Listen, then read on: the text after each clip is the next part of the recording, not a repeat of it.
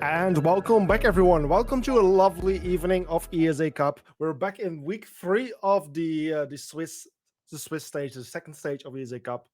It's me, Bozemax. Originally, I would be here with some other caster. It wasn't even going to be Naj, but Naj is just a little bit delayed, so I'm just going to start out here just by myself, which should not be any problem at all. But for now, I'm just hoping that my Twitch stream is coming through because apparently Twitch is seemingly having some issues here. Some people are not even able to connect to the stream or not even able to open up their app. Even me, I was having issues to connect with the moderation like dashboard or I was even having troubles to connect to the creator dashboards, but I hope that eventually everything will be fine and that everyone will be able to watch this wonderful stream. And also eventually Nash or any other caster will be able to join in, so I won't be needing to do any solo casting here. So to actually give you guys a little update here. So I must actually admit that I did forget to update one of the visuals here, but that's okay. I mean, we have a little BO3 coming up right here. We're now in the third week of the second stage of the Swiss stage. And that's an elimination match. Originally, yesterday, we would also have an elimination match between Eagle Empire and, let me just quickly take a little peek, Eagle Empire and Legacy Avenger. That would have been a very wonderful match. It could have even have been a pretty close match, but unfortunately, Eagle Empire failed to show up and forfeited in the very last moment, which yeah caused us to not have any stream yesterday, which was an absolute bummer. I was looking forward to have that stream yesterday. It could have been a pretty good match, but unfortunately, that was taken away from us. But yeah, luckily today I will be back here, and we have one more wonderful match coming up. The last match of the third week of the second stage, which is going to be LFO versus Odessa. So let's talk a little bit about these two teams. Let's just start with LFO. So we have these wonderful statistics here. These are purely coming from ESA Cup, so bear that in mind. That these statistics might not be 100% accurate, but we're purely using them from their from yeah whatever they have done during this sixth season of ESA Cup. So if we're looking at LFO, they of course were previously known as Yacht and at Arch for a moment, but they now are going under the third name for the season, which is LFO, which is kind of more like a temporary name. What we can see is that during the season of the matches they only managed to win in 29% of it, which is not an ideal amount of matches. So they haven't been doing too well, and since they are now in the low uh, group of the third round of the Swiss stage, it means this is their elimination match. And if they end up losing this BO3, then they will be eliminated from this competition. From the matches they played, the most banned operators were Ying and the Muzzy, and then the best of all the maps they played was Clubhouse, and of the maps they played, the worst one was Oregon. If we then head over to the other group on the other side, that's going to be Odessa, and their win rate is not looking any better compared to LFO. Their win rate is only 17% of the played matches with an ESA Cup Season 6. So either for them, it's not looking too great. These are definitely two of the lower performing teams within the stage. And for that reason, it's also not too surprising to see both of them here in the low round of round 3. For Odessa, we're seeing Ying and Mira as their most bad operators. Their best map there is Border, while the worst map is Chalet. So before we can actually jump into this match, we, as usual, we do like a little Twitter prediction where you viewers actually get a chance to cast your votes. And for whatever reason, it's not showing up on my stream. So quickly gonna check out what's going wrong here, so I can hopefully show the prediction to you guys. Because it is a little bit of wonderful information to bring up. I got the information right here. Let me just see why it's not showing in Mapban. Okay, for some reason it wasn't showing, but it should show in a short minute. Just quickly fixing something in the background. But right now, I have managed to fix it. So right now, below me, the prediction is showing up. And as we can see, a 27% of you viewers who casted a vote on Twitter has casted their vote that LFO will be winning this match versus an astonishing 73% on the side of Odessa. Bear in mind, like I just said, Odessa had a 17% win rate, while LFO has a 29% win rate. So technically, LFO has been doing better within this competition. but for some reason, your viewers have more faith in Odessa in this case. I mean, they have been around for a bit longer, although, I mean, LFO is a bit hard to track as they did change the name quite often. But technically, both teams have been around for a bit of time. But yeah, the viewers clearly siding here with Odessa.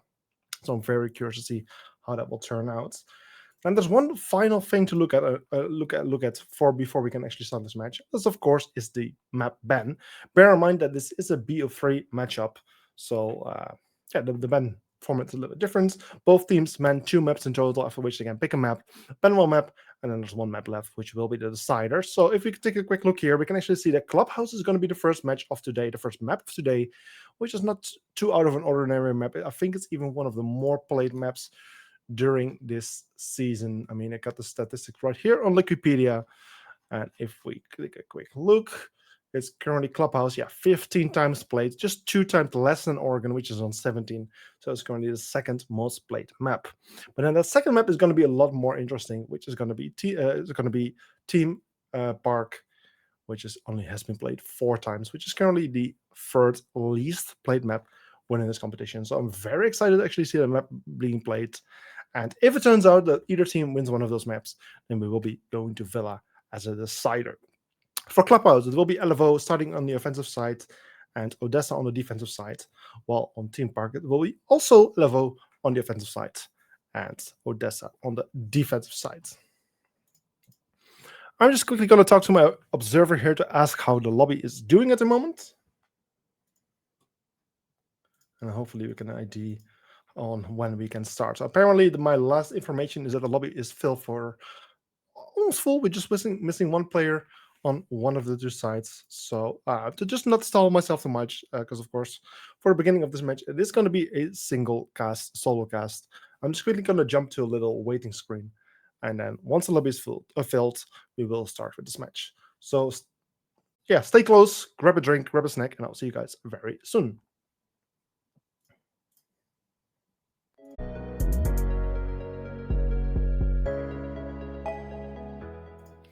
Okay then, and after a short break, just waiting for the final player to join, we're finally going to hop into this first map of today of this BO3 matchup between LFO and Odessa.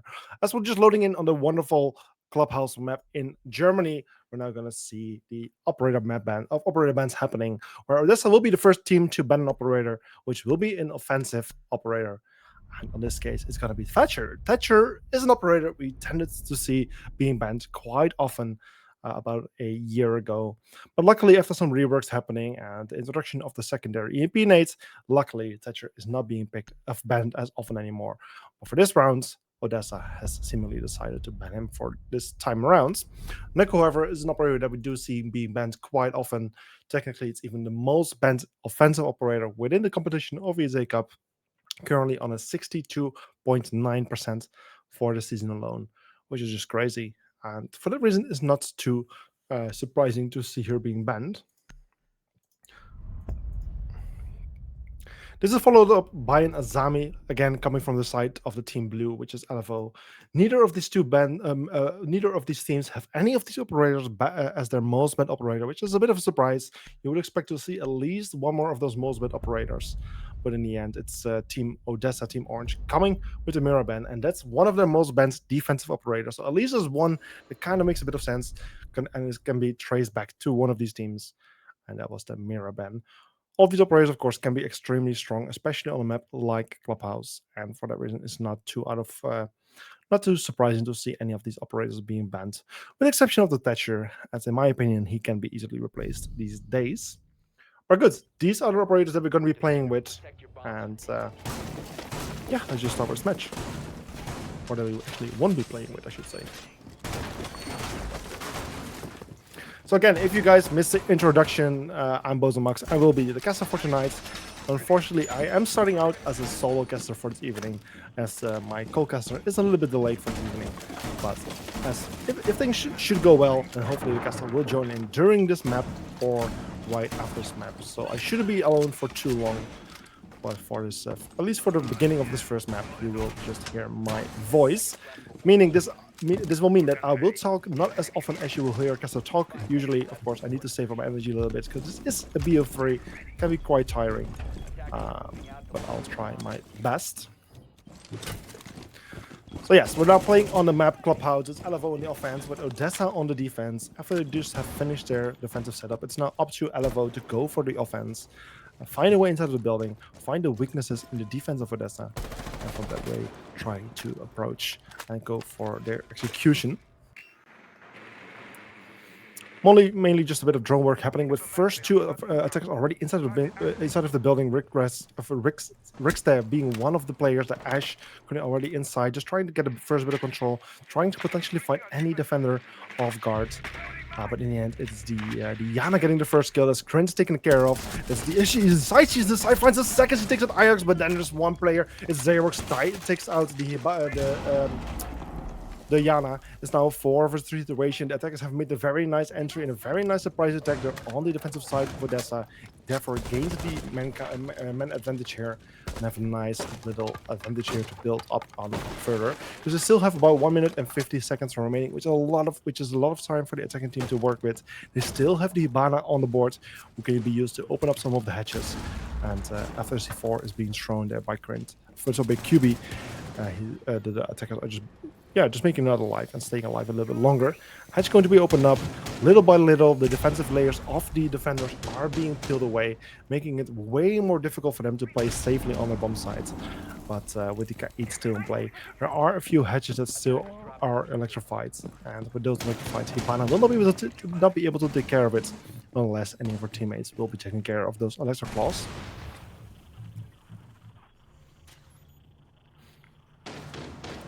So with the 1 minute mark approaching, the attackers are basically already on the doorstep of the defenders. They have control over some of the hatches. They have control over the stairwell. They will be able to make their way towards the bomb site very, very soon from now and put loads of pressures on the 3 remaining defenders. Just a question for the attackers, of course, where those defenders are located. But as Xerox finds Snowzito, it's now turning into a 3 versus 3. Much more favorable for the members of Odessa, especially since the timer is starting to tick down and working the advantage. We do see a hedge drop happening where Rickstay finds a kill on QB, but then the K8 finds a kill on Rickstay, which brings us to a 2 versus 2. An even man count with only 30 seconds remaining. The attackers needs to make their way inside of the bomb site very, very soon because the time is running out. Hibana, Nomad goes for the drop, finds a kill there on the K8, leaving Xerox all alone, left standing in this 2 versus 1 situation. The Goyo versus the 2 remaining attackers finds one. That's Walter White or Heisenberg off the board, as people call him within fuck, I forgot the show name.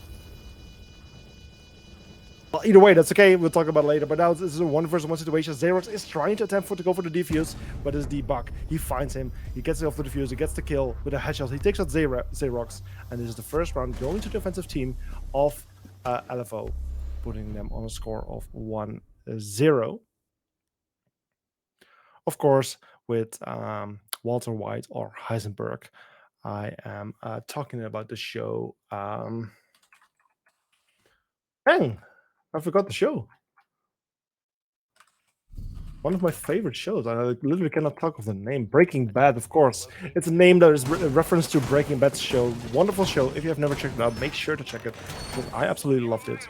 But it's, of course, where Walter White is the main character, and where he is also known as Heisenberg.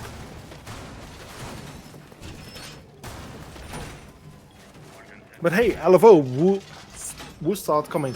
LFO getting the first point on the board. I mean, both. I haven't checked the Twitch prediction yet, but yeah, also there the majority of the votes going towards the members of Odessa. So I guess not so many people saw it coming that it will be LFO getting the opening round here. But in the end, it's only 1 round so far, so it's a bit hard to judge which team is the stronger one at the moment.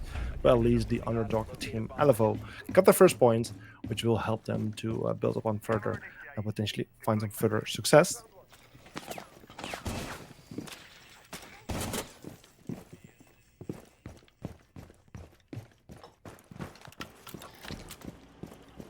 So as we're now heading into round 2, the defenders are just setting up the last bit of defensive setup.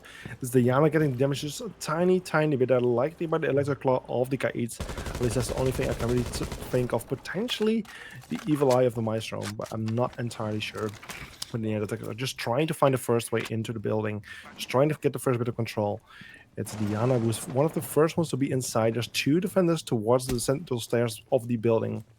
So there's one of the places she needs to be careful of, because there she potentially would be able to find her first engagement. But so far it seems like the defenders have been falling back towards the lower levels of the building. I don't think there's any attacker on the top of defender on the top floor at the moment, so I think that most of the defenders are currently playing inside the bomb site, or at least in the basement or on one of the stairwells, which gives the attacking team a lot of free space to take control, benefit from, open some of those hatches and those walls. And from there they can put loads of pressure on the bottom side itself.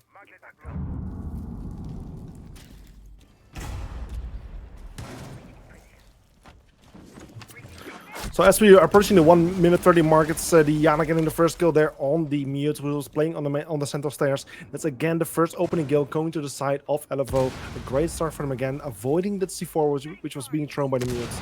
And therefore we're now on a 5 versus 4 situation. Hatches are going to be opened up very, very soon, but are being impact restricted at the moment as we speak. But with Hibana still having 2 pellets on the... Oh shit, only 2 pellets on, in the pocket. She will not be able to open up the kitchen hatch. She's still going to attempt to at least make a little hole in it, but actually opening up will no longer be possible. And as he gets a kill there on Kia, is now equal 4 versus 4 situation where things starting to look very, very grim here for the side of LFO. The hatch won't be able to be opened up, and as Hibana loses her life towards Krint, who even shoots through the tiny, tiny holes made in this reinforced hatch. Things are just starting to look more and more bad here for the side of LFO, and Odessa finds himself in a very good situation. 40 seconds, that's all they need to survive. All they need is to hold back the attackers a little bit longer, and now they find themselves in a very, very good situation, but still a very, very strong setup, a well-reinforced bomb site, and just a few angles to check where the attackers could potentially come from. The main stairs seems to be one of the main points of focus where the attackers can still come from, but as Xerox finds Walter White, it's all coming down to the 2 remaining attackers. One more falls to the side of Xerox, and now it's all coming down to Diana, who's playing on the main stairs, finds one, but eventually gets taken out by Xerox, gets taken out, and this time the round goes to the other team of Odessa, putting the score equal 1-1.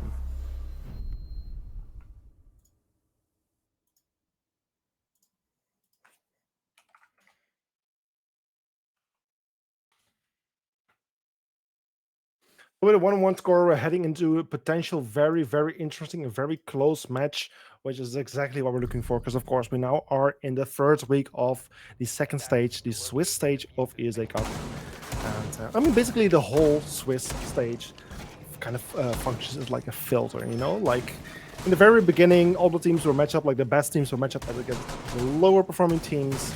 And eventually, as we proceeded into the third, the best teams played against the best teams, the medium teams played against the medium teams, and the lower teams played against the lower teams, which makes this Swiss stage incredibly, incredibly interesting. I mean, this is the first time that ESA has implemented this kind of system, and I'm super excited about it, because the matches, especially since this 3rd week, have become so incredibly interesting, and will remain to be very interesting for the upcoming weeks as well, because of course there's 2 more weeks remaining on this stage. The first 2 teams already made it out. One of those teams was, I believe, MDF was the first team to make it out. The second team was Penta Sports, or as they're now called, Oculus, because unfortunately the team left their organization and is now called under a temporary name of Oculus.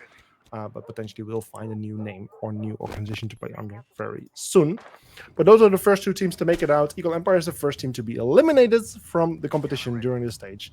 And either of these 2 teams, either LFO or Odessa, will get eliminated as well. And it's just a question which one of the 2 teams it will be. So as we're now heading into the 3rd round, the first 40 seconds have expired. It's a Richie, I don't even know how to say the name. The Mozzie has been taking quite a bit of damage there. Only has about 5 HP remaining. But Xerox, however, getting the first kill there on the Yana. The Yana being taken care of one more time. And Xerox currently even playing in the basement, the place you wouldn't expect the Goyo to be at this time. And it's indeed a very nice opening kill there for him. A 4 versus 5 situation, which is going to make things even more simple here for the defending team to win this round potentially. Now the attackers are still struggling to get some proper control, even still making their way into the bomb site, not even having control over cache and CCTV yet. They still have an incredible amount of work to do in order to make a successful approach to the actual bomb site. Rixday, however, finds the first kill, takes out the Goyo. It's now a 4 versus 3 situation, so things start to look a little bit more possible here for the offensive side. They have regained the man count advantage, which should be favorable for them. The defenders mostly seem to have been pushed back towards the bomb side. I believe every single defender is playing back, but they have set up a quite nice stronghold here, which will be able to hold the position quite well. Rixter, however, finds a kill on Ajax, leaves 2 defenders remaining. Just a Mozzie who's very low on HP, and the Frost who's still full HP versus 4 attackers. It's a very difficult position for them to be in a very short amount of time. You'll likely see some people fall. The Frost gets taken out, all coming out to the Mozzie with very low HP. 1 bullet will easily take him out. He finds one, but then Rexday finds the kill, takes out the Mozzie, and it's a round going to the offensive team of LFO, putting the score on 2-1.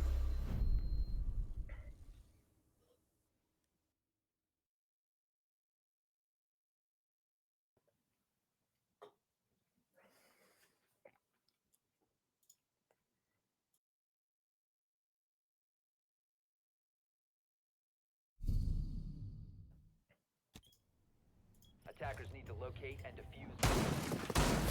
Okay, so as now the 2-1 score, and Odessa unfortunately did not succeed on defending the Gym Master Baton bomb site. They're just going to attempt it another time. A second attempt is going to happen right now. Potentially with a similar kind of setup. I mean, just quickly remembering the lineup from last time, there might have been a bit of adjustments. At least there was a Mozzie last time, and that one is not there this time. Either the K8 or the Wamai wasn't present last time. I'm not entirely sure. But either way, maybe with some little adjustments here or just a better execution, the members of this might be successful on defending the bomb site successfully this time around. We'll just see. But at the same time, the members of LFO do get a proper taste of the defensive setup here, and do have a little idea on what to do. Their start of the offense wasn't even that good in my opinion. I mean, they started out quite slow, took a lot of time to actually get some proper control.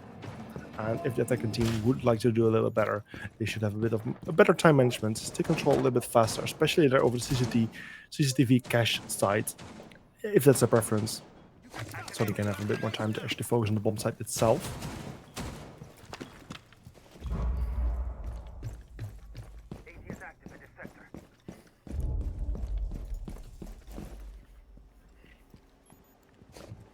Once again, Xerox just roaming in the basement. Last time he was able to find the first opening kill, took out the Yana, who was Marini. He's just trying to find another offensive player off guard. I mean, Yana is currently playing in Stockholm, could easily be found if she's not focusing on anyone playing around or below her at the moment. So they have to be very, very careful. Still 5 versus 5, but the Jaeger, however, did get damaged quite a bit, but the Yana has other plans. She's going to sneak up the eastern stairs, might find anyone very soon, and yes, he does. That's QB off the board. That's the Wamai taken care of. It's now 5 versus 4. Opening kill going to the side of the offensive team of LFO. A great start for them. Within the first minute or so, it was they haven't been able to get their first kill, and now we'll be able to focus further on the further runs ahead of them. I mean, security will be a difficult one, especially with the playing inside of the office area. But at the same time, they're very smart. They have decided to go for a little different approach as well. At least try to open up the jacuzzi wall, which gives them a new line of sight, a new way to approach the building from, a new line of sight and entry point. And from here, it will be much more difficult for the defending team to properly defend the bomb site, as attackers can come from different angles. Xerox seems to have been trying to go for a little flank here, but I think his plan was read into, or at least got compromised. They now know about his position, or at least know he's in the area. They need to be very careful for him.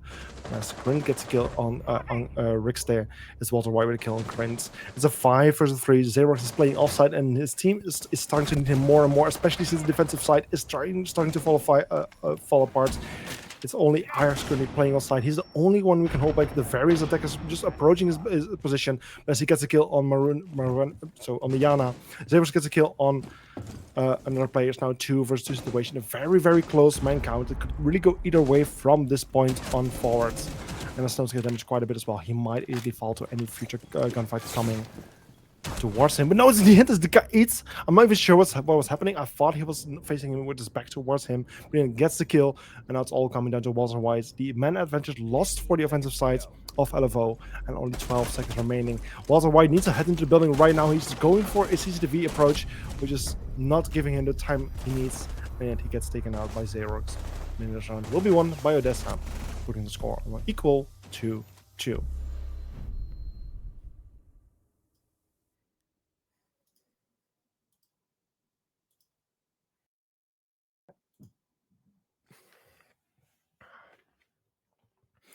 So with this equal 2-2 score, this match is promising to be a very, very close one, a very interesting one, a very tense one, and that's exactly what we're looking for at this stage of the competition. Very happy to see these two teams being very well matched, and very curious to see how this match will go. Because I mean, of course, like I already mentioned before, this is a BO3 matchup, and if either one of the two teams, of course, will lose this match, this map, there's still 1 or 2 more maps to make up for it. So yeah, that's the interesting thing with BO3. We haven't really seen it so far within ESA Cup Season 6. I mean, we were meant to see it yesterday in the match of Avenger Legacy versus Eagle Empire, but unfortunately, Eagle Empire had outlands, forfeited the match, and gave a free win there to Avenger, causing Eagle Empire to be eliminated. Attackers are moving out to locate a bomb and defuse it.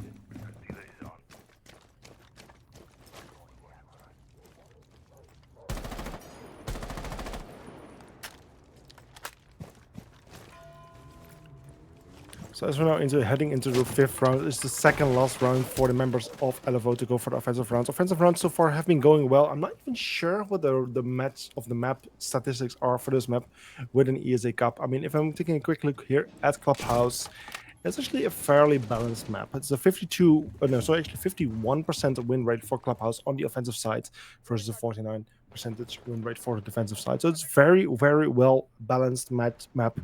It's hard to say which side is in the favor here, or at least within ESA Cup. And yeah, both teams therefore have been doing fairly well so far. So even when the roll swap happens, it's very hard to tell which side is going to be profiting from that. And yeah, that's just promising this match to be very, very interesting.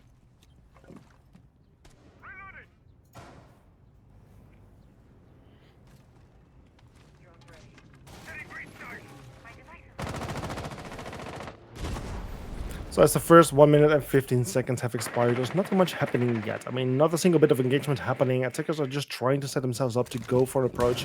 I don't think there's any defender roaming around, or at least not on the basement floor, or any other than the basement floor. So attackers do have a bit of free space here to put some pressure on the floor below. Buck therefore comes in very, very handy, but at the same time, Hibana is also opening up some of the hatches and walls to create some new entry points and lines of sight, which will allow them to make it very difficult for the defenders playing on sides. However, some impact tracking seems to be happening, denying the Hibana pilots to open up the kitchen hatch, but as he has plenty of ammunition, there's only the Goyo with 2 impacts remaining, could potentially still stop it, as he's not nearby at least. The hatch will be opened up. Attackers therefore have this new line of sight and energy points, which will make things a little bit more difficult for the defensive team. 50 seconds, not a single bit of damage dealt. This match of this round is starting to look like it will be ending in one big bloodbath.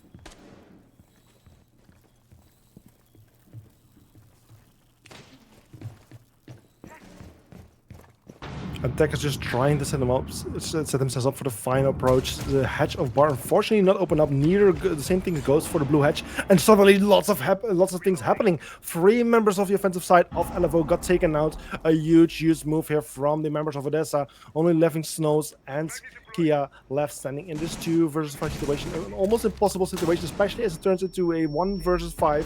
The player flashes himself, and Scooby then gets a final kill on Snowzito. It's a flawless win for Odessa. I don't even think Odessa took a single bit of damage there.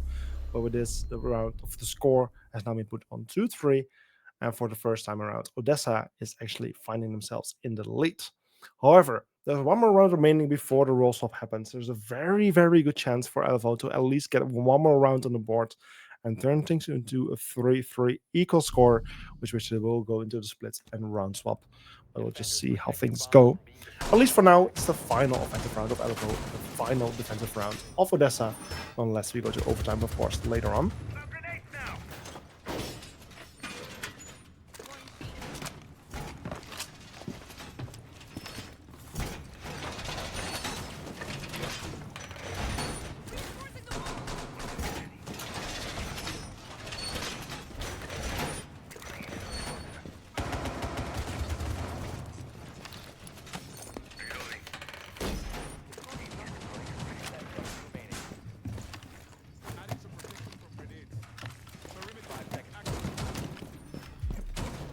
So with the sixth round preparation phase now coming to an end, it's up to the members of LFO to at least try to score one more point, because if they don't score a point right now, they will go with a disadvantage into the roll swap. And like I already explained before, Clubhouse is one of those maps, at least with an ESA Cup, where the side stats are fairly equal. So it's hard to say which side will be profiting from the roll swap here.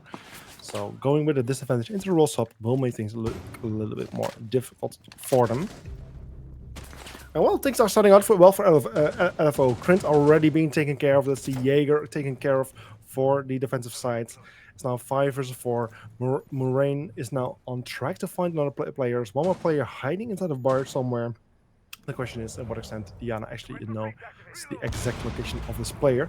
I believe an impact grenade was just thrown. It seems to be the Goyo who's holding up right there to just try to find his way out. But as we speak, it is the Ace getting killed there on Ajax, bringing things to a 5 versus 3.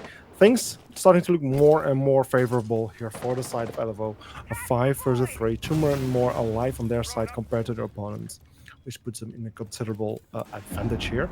Meanwhile, the main bridge is being opened up. A Claymore kill there on Xenrox. Things are not going to way of Odessa here. Potentially, we even we'll see a flawless round win here for the side of LFO this time around. It's now a 5 versus 2. Thermal charges coming out, just opening more and more of those walls, peeling off more and more layers of the defenders. As the Mike gets one kill there. It's now a 5 versus 1. But then it's Kia with a kill on one of the other players. Is a 4 versus 1 with the Frost left standing. But in the end, it's Nozito with a final kill there. An offensive round win here for LFO. And with a 3-3 score, we'll now be heading into the roll swap. Where, I mean, yeah, it's an equal score. So it's hard to say which team will be doing better on the second half. It could really go either way. But for now, at least for these first 6 rounds, these two teams seem to be very well matched.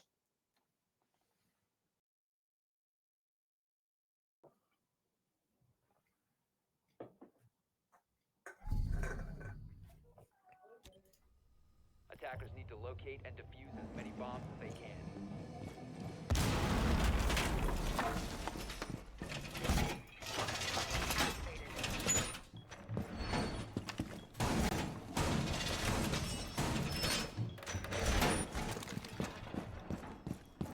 Okay, so as the roll swap just happened, of course, is now Odessa going to be on the offensive side, and it's going to be LFO on the defensive side.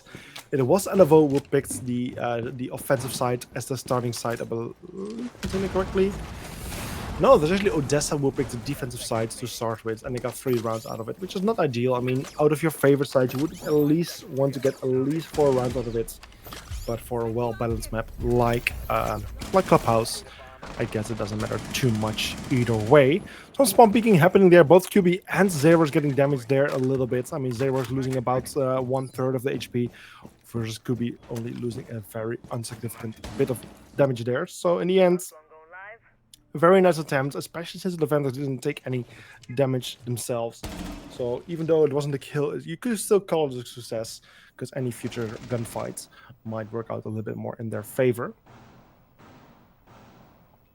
Meanwhile, as the defense of the bomb site is located on the basement floor, it's Walter White currently playing here in CCTV room, trying to hold off any attackers who potentially would be finding themselves on the top floor, or trying to ignore the top floor potentially even. And since there's not too much droning happening on the side of Odessa, and there's no Jackal being brought along, the attackers might not be aware of the position. But at the same time, they're actually looking for a potential rush here happening from the dirt tunnel. I mean, 3 attackers are just holding up right there. Hatch, meanwhile, is also attempted to be opened up as well. Actually, I'm not even sure what I heard. I thought the hatch was trying to be opened up, but attackers actually make their way in. It's QB and Zeros each with 1 kill. 3 versus 5 situation right now, with Ajax going for the defuse. It's in the end, Kia and Marine finding 1 kill each. It's now 3 versus 3 with Diffuser on the floor. The Valkyrie falling on the floor, getting injured and getting taken out by Zerox. 2 versus 3 post-plan situation, working in the advantage of the attacking team. Just Walter White and the Warden left standing in this 2 versus 3 situation. A very difficult situation for them to be in. They need to retake their own bomb site as they're completely locked out. And with only 24 seconds, they need to hurry up. They need 7 seconds to make the diffuser to take it out, to take care of it. But as Xerox finds a kill, Walter White finds a kill, and Ajax finds a kill, this round is all over and goes to the offensive side of Odessa, bringing this match to a 3-4 score. Wonderful round of Odessa, quick and clean, working their way into the bomb site, getting the diffuser down, losing a few people in the process, but still getting full control over the bomb site and just needing to wait for the defenders to try to retake it, which is, of course, extremely difficult for them. Great round. Attackers need to locate and defuse bombs. So as far as I understood, apparently this match is also kind of a French matchup. I mean, I believe that every single player is French. Let me just quickly do some fact checking here. Wikipedia, my best friend for statistics. Almost. Turns out on LFO there's 2 players who are not French. I mean, Snows is from Algeria, while Sen is from. I mean, is Sen even on the boards? No, Sen is not on the board. And is Snows? Yes, Snows is. So Sen is not on the board. He is originally from Spain, but he's not